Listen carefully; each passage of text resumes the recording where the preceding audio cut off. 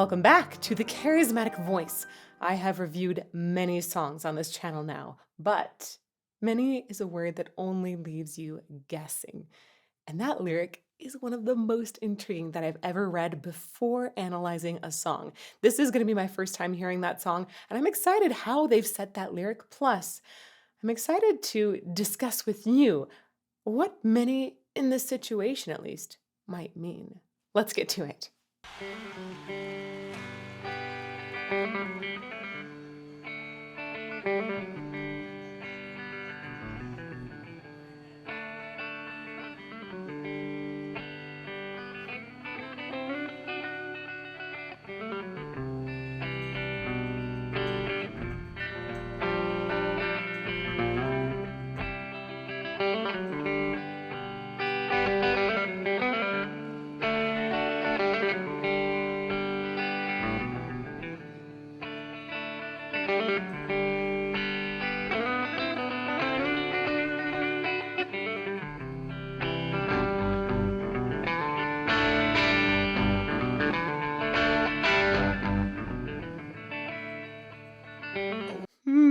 Oh, I think I actually just paused right when the vocal was starting. Sorry. Uh, I think that this guitar intro so far is so inviting. It has it has a feeling of noodling around a little bit, which makes us maybe think of being on a rocking chair or by a campfire, just taking in how time passes and expressing that in a musical melody that wanders. I love the way that every now and then it would come back to a similar idea, and then it started to have a drive here at the end. It felt like it had a direction in mind, but was willing to explore a really delightful moment in music. Let's go back one more time.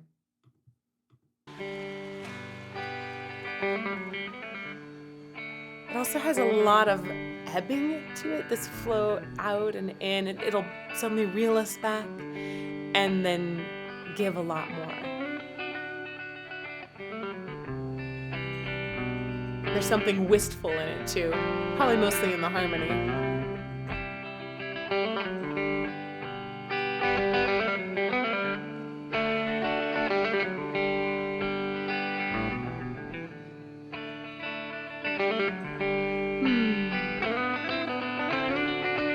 I like that extra little need, the insistence that happened right there. Okay. There's quite a bit of emotion in this guitar intro.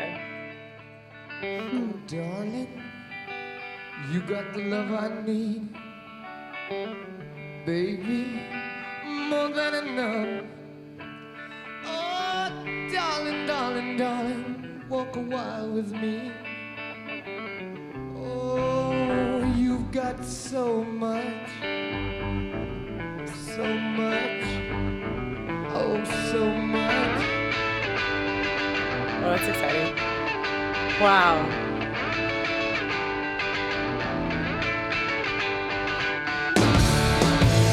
times I've loved, many times been bitter, many times I've gazed along the open road. Wow. Wow. We just, that went from like laid back to just fully driving at 100 miles per hour, all in this very, very short time frame. I'm going to go back a little bit to that intro because there were a bunch of really cool vocal things that Robert Plant did there that were just so awesome. But just shout out to Jimmy Page here because wow, the guitar work is really splendid. Side note, I did take a live version, but we can't see the performers here. It was actually really hard to find a version of this that I said yes to from Team. This is what we all settled on. And the reason is this album was released and then they went on tour. And on that tour is when there was some vocal damage that happened to Robert Plant. Almost every single professional singer at some point will have vocal damage, by the way. It's just very, very, very likely to happen. There are ways to protect yourself. But I think other than protecting yourself, hoping it's not going to be too bad, right? Reduce the chance, reduce the severity. You also need a team of people that can help you get through it.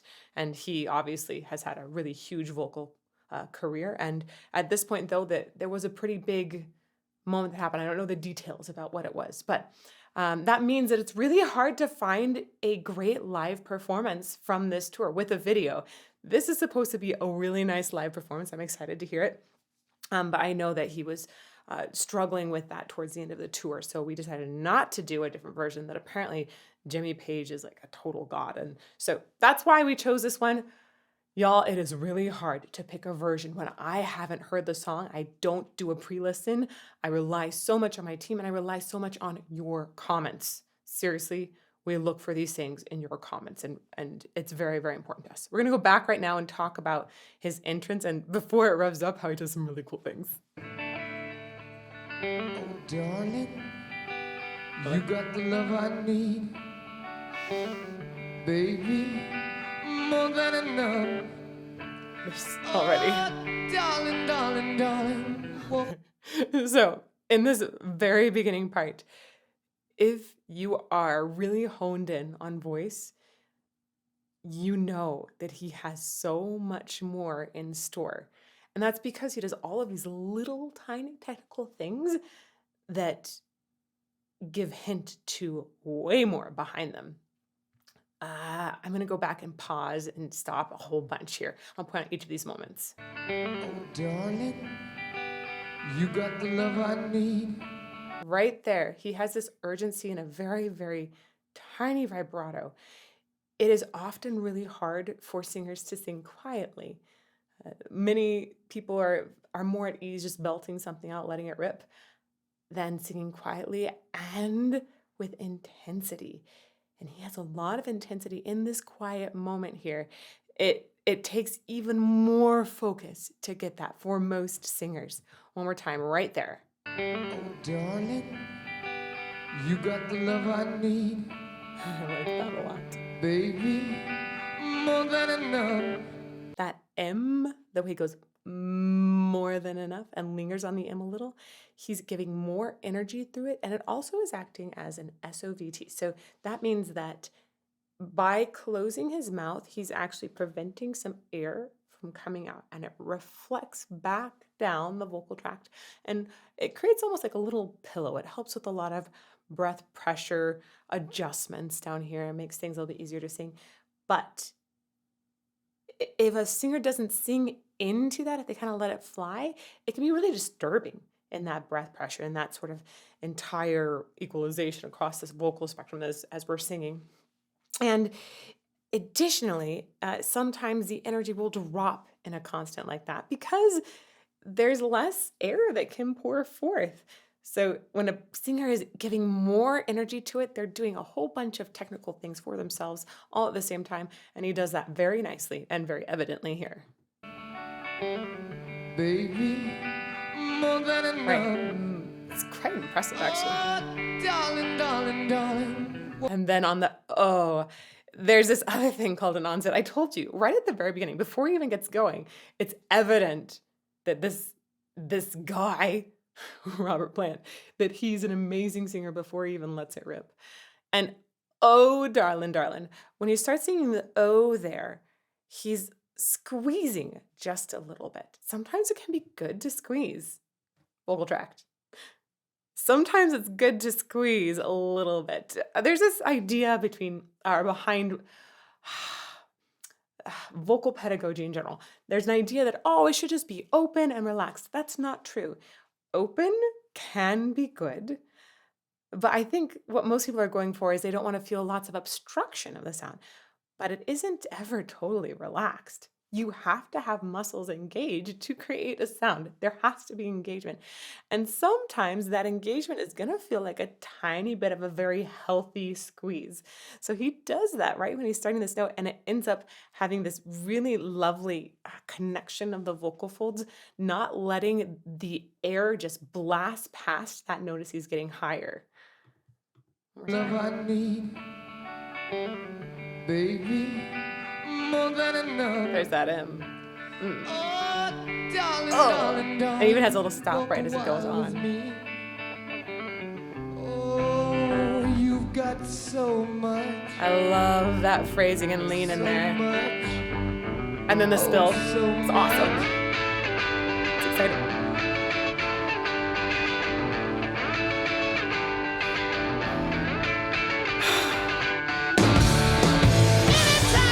Many times been bitter, many times I gave. We can talk about technique all day long, but ultimately, it's just glorious when they start there. His voice is so high. It's such a wonderful, amazing release of the band. I love it.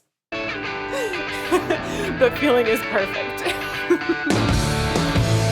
times I've loved, many times been bitter, many times I gazed along the open road. Okay, we're going to talk about the technique too, even though the feeling is so awesome. Let's just talk about how he's using that M there again. I hadn't even paid attention to the words for a second because I was loving the overall feel. And then I realized, oh, he's setting that M on each of those top notes as he's entering. He's using those lips closing. And again, that air pressure that gets redirected back, that can be so useful to help start on a high note like that. I love it. I'm going to go back one more time. And this is many. The word of the day, many. We'll talk about that some more in a bit. I like that. Many times been bitter, many times I gazed along the open road. That's a wicked diphthong in there. Gazed.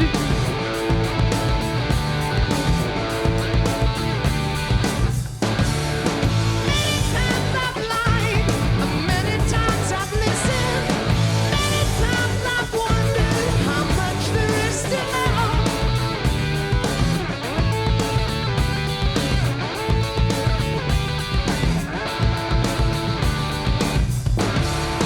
Many dreams come true, and some have silver linings. I live for my dream and a pocket full of gold. Oh, that's so cool. Okay. I love the composition of this. When I think about how to analyze a piece of music, there's so many different elements, and sometimes people will attribute one thing to one part and sort of misattribute things, I guess is the best way to put it. So I think it's important to divide the composition of something like craftsmanship. We'll say how is something constructed, and we should take a look at that and then consider also performance as a second attribute. Right? You have performance. How do the performers execute this construction? Sometimes you'll have bad construction and great performers, and you'll think that the performers are bad, and really it's just a construction that was bad. In this case, both are really good. You also have production. This is a live performance that we're hearing. So it's not going to have as pristine of a sound as you would in a studio album. So I like to think about that as a separate thing. And it also can apply to things like production, as far as production of costumes or in theater, or perhaps like the production of a music video. All of those things will influence our opinion of an entire song. And sometimes we'll think a performer is bad because the production is bad. And that isn't always the case. In this case, I think we actually have a quite good production for a live performance. We have really good things here so far.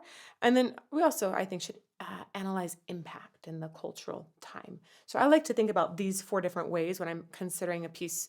And I think it's important that you take a little window into it, and a different kind of window each time, just in case you guys wondered how I think about music sometimes. I'm going to come back here because the thing that I found most interesting about that composition, the construction of it, is where it would linger without resolution and where it would then resolve. Very, very interesting. I'm gonna mention that right now. I'm gonna play it again and then we'll talk about it. Okay. Is that resolving or not there? Many times I've lied, many times I've listened, many times I've wondered how much there is to know.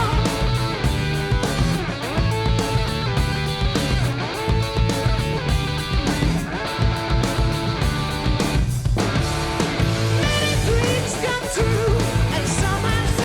So what's happening is when the voice is going, we have a much more grounded, sort of home-rooted feeling in the harmony.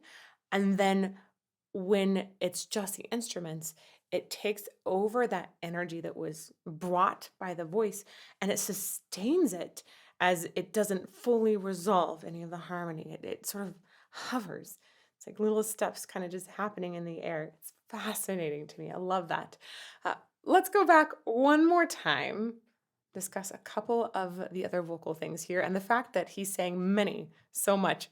Ah, so fascinating. Many times I've loved, many times been bitter, many times I've gazed along the open road. His vocal line here is extremely high. This is extremely high in a male register. I think it's even high in Robert Plant's voice here. And it is so nicely stitched up. This will be really, really hard to do if you had any sort of extra swelling happening inside of the vocal apparatus. It is, uh, man, when a voice goes really high, there is a need for those vocal folds to go faster to produce a high note, right? As you go higher, the vocal folds go wacka, wacka, wacka faster. So in order to do that, it's kind of like a rubber band, where if you stretch a rubber band out, like it's going to snap back together more easily, right? Versus a less stretch, it's going to be a little more floppy. Well, not totally floppy isn't what the vocal folds do, but they have less resistance, so they don't feel like they need to smack back together as quickly. So imagine these vocal folds stretching. Now, if you have a really thick rubber band, it's harder to stretch this way, right? Thin rubber band, easier to stretch. When the vocal folds get swollen, or some people also just genetically have thicker vocal folds, right? Those things make it harder to hit higher notes. And when we're talking about thicker, thinner, the tiniest difference matters. It is, right? It is a big difference if you have a millimeter's worth of thickness, more or less. So if you think about when people are on tour, naturally they're singing so much. It's like when you go to the gym, your muscles get swole, right? These people, when they're singing on tour, their voices, there's still muscles in there, and those muscles get swole. The vocalis muscle can get a little more swollen, right? And that means it's thicker. It becomes harder and harder to hit high notes. So that's one of the reasons when we hear this kind of sound in a live performance, we're like, whoa, oh my gosh. Or in a tour, if it's a struggle to get those notes by the end of the tour, it's because those vocal folds are a little thicker. And there's all kinds of other things that go into it as well. It's a very complex instrument. So just over and over again, think about like how difficult this high passage that's really high in his voice. Think about what that would feel like. Oh my gosh, on a tour after having vocal damage. Oh. Many times I've loved, many times been bitter, many times I've gazed along the open road.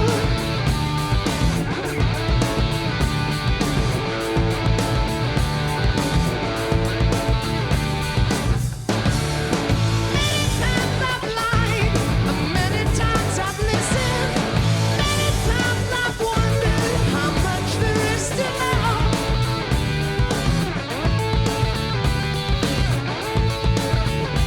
I'm going to come back to this idea of many, many, many, many have I loved and many times been bitten. Many times I've gazed along the open road. I think it's so fascinating.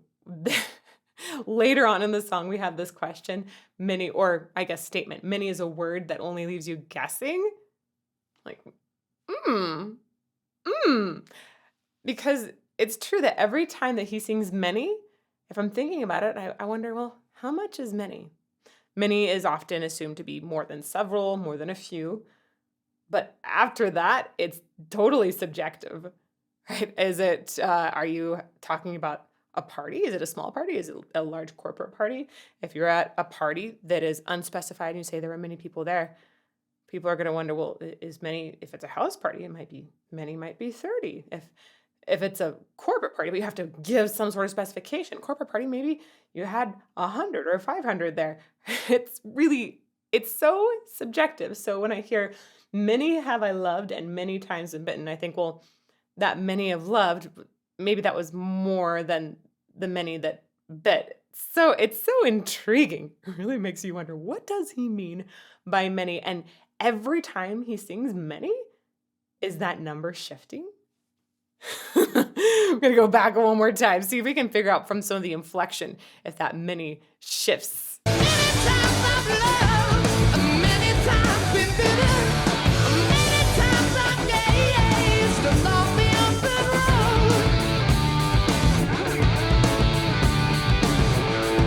that open road leads into this instrumental. That's a clever setting.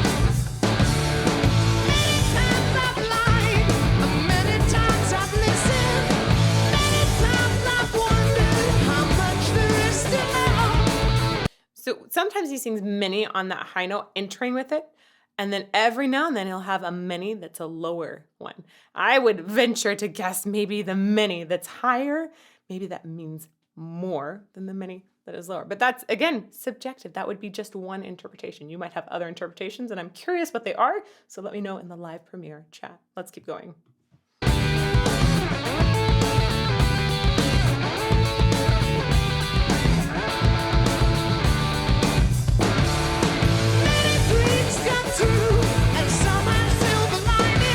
Some instead of many.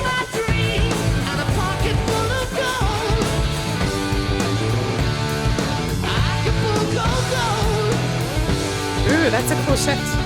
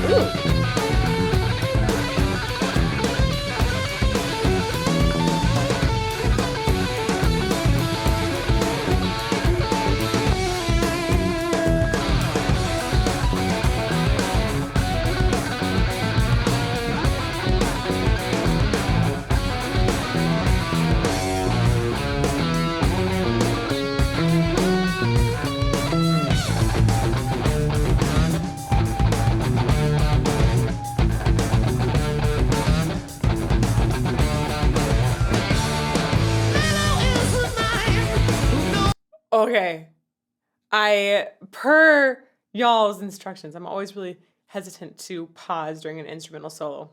So let that run that whole time. And I'm so grateful that I did. Part of the delight of this solo for me was listening to how the transitions in it were often disguised. There'd be one section, and then before I knew that a new idea had been started, it was already running. It was like the end of an idea was the beginning of the next one. Really, that to me is so brilliantly strung together. It's it's almost like we had a whole string of run-on sentences, but each and every idea in it was so brilliant that we barely had time to appreciate one before the next one was running by. Fascinating, fascinating, fascinating. I'm going to go back one more time in here, and we'll talk about how some of those ideas overlap. Further back.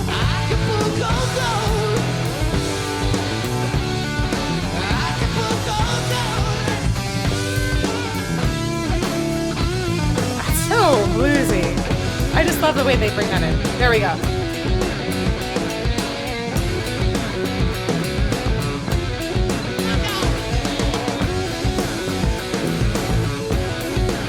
So obviously right now we have this idea that's like, it feels almost like chugging along. It feels like there's a mechanical yet rolling feature in here. And in a bit, it's going to morph.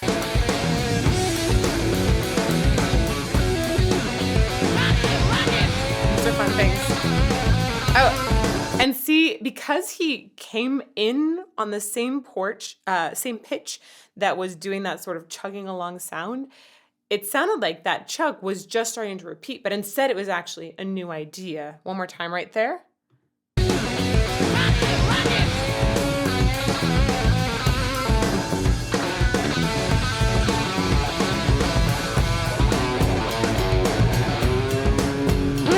I love that bend up.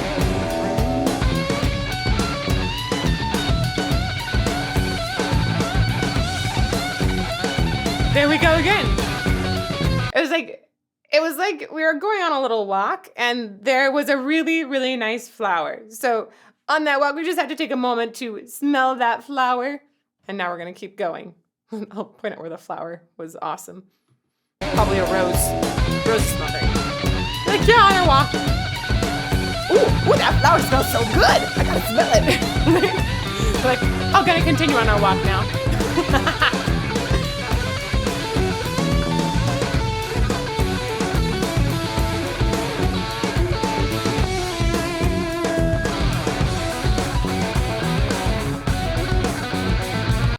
Honestly, it sounded almost like at the very end there was another really nice flower that he just took one, maybe like an extra sniff of.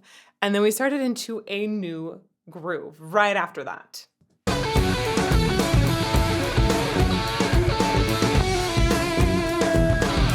That was the flower, by the way. And there's our groove.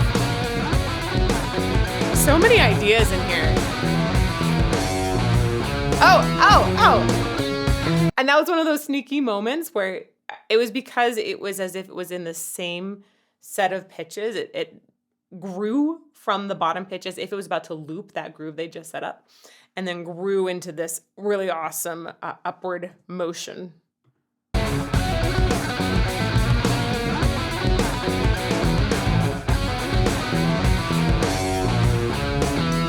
It just totally crosses there. I love that. Oh, a new idea.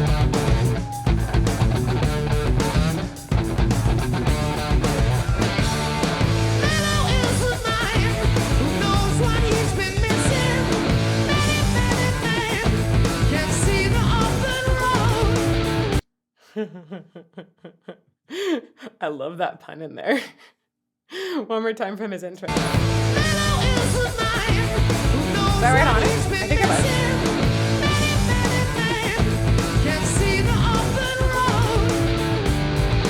Fascinating to me there.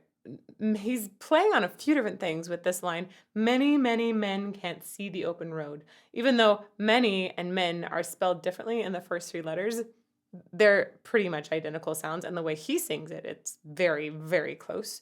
So many, many men almost sounds like he's saying many three times. Ben said it's many, many men. And then this idea of many, many is too many's, hence maybe too many men can't see the open road. It definitely has all kinds of little underlying elements in the lyrics there, which I find fascinating. And interesting that that's the one time he adds the too many's, and that it was applied to an open road. It almost sounds like he's criticizing men for not being free enough.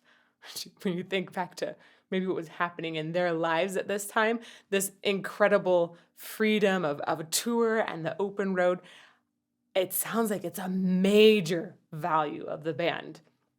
Fascinating.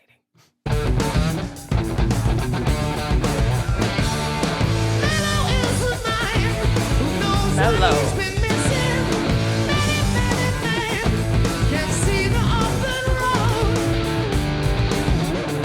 And there's the sound for the open road, huh?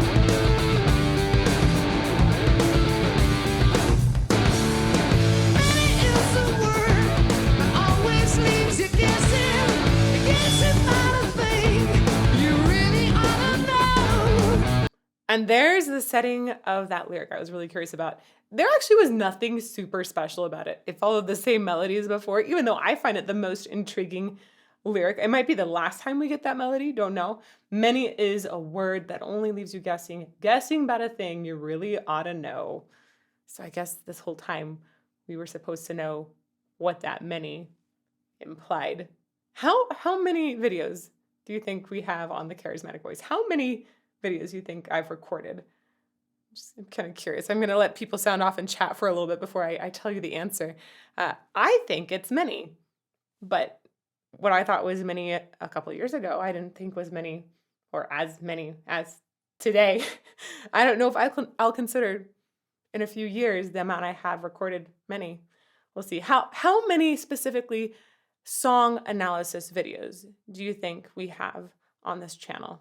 You can find the answer, but rather than going and figuring out what the exact amount is. I want to know what you think is many.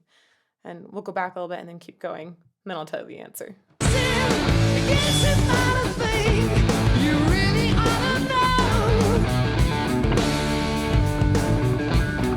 Oh, there's some sort of resolution there. Ooh, we have to go back because it shifted quite a bit after our favorite line.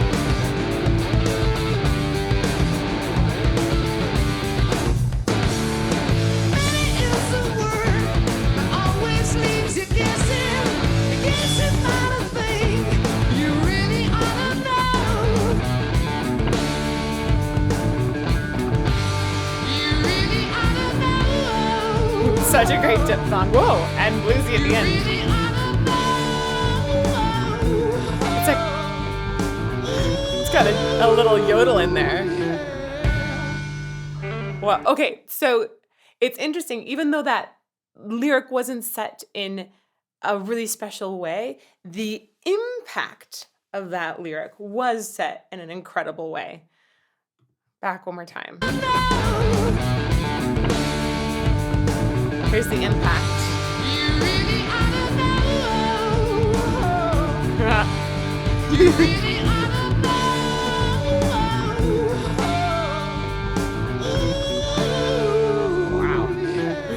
that's right.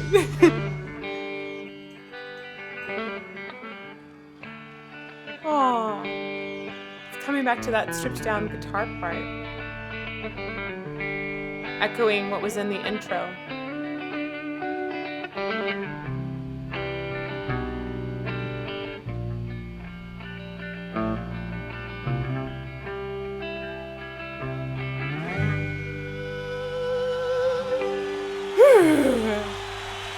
That was shiver-inducing.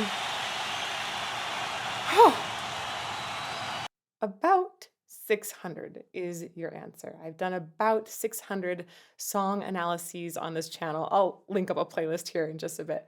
But I also have tons of other course videos that are in the background that people don't see listed a lot of times. So in case you're wondering how many is actually on the full extended list, how many videos have I ever done?